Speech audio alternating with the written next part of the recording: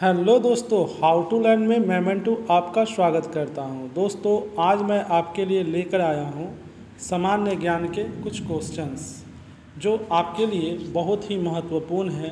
सभी एग्ज़ामों के लिए यह क्वेश्चन इम्पोर्टेंट है।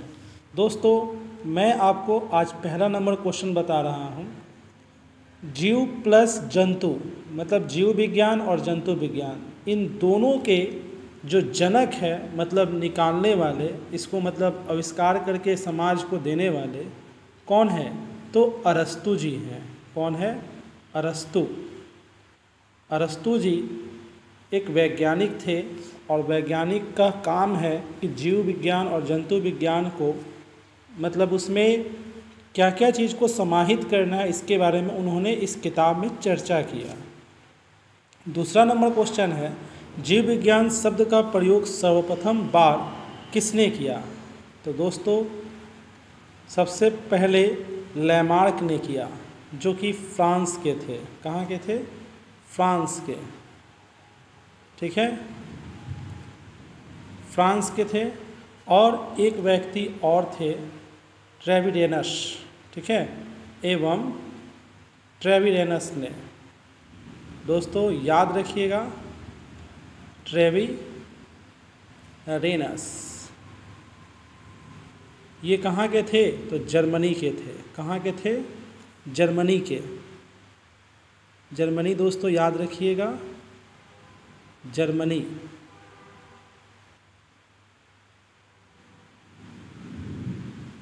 जर्मनी याद रखिएगा दोस्तों।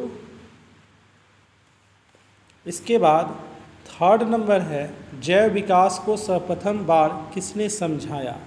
जैव विकास को सर्वप्रथम बार लैमार्क ने समझाया। किसने समझाया?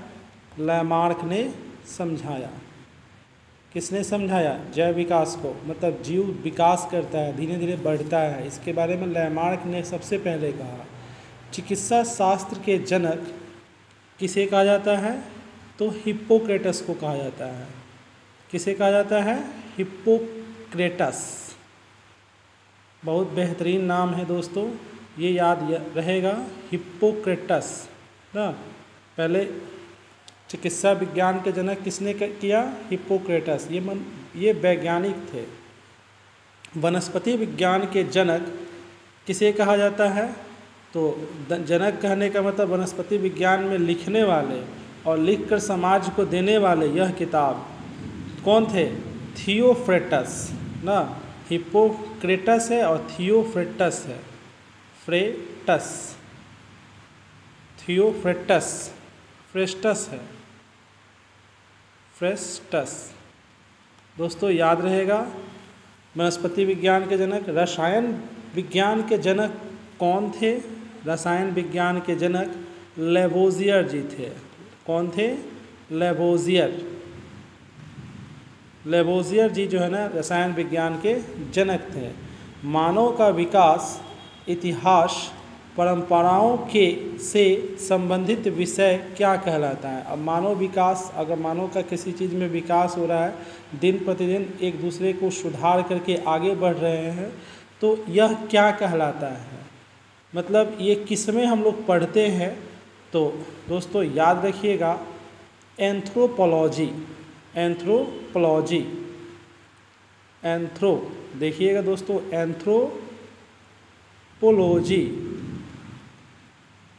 क्या कहते हैं? एंथ्रोपोलॉजी कहते हैं। एंथ्रोपोलॉजी में ही इसकी अध्ययन किया जाता है कि मानव दिन प्रतिदिन कैसे विकास कर रहे थे ना, और उनका इतिहास रचा जा रहा था, उनके परंपराओं को बताया जा रहा था। 8वां नंबर क्वेश्चन है, गैसों के गति के नियम का प्रतिपादन। गैसों के गति के नियम का, गैसों के गति, तो गैसों के विसरण के गति के नियम का प्रतिपादन किसने किया? तो दोस्तों याद रखिएगा, ग्राहम ने किया। किसने किया? ग्राहम ने।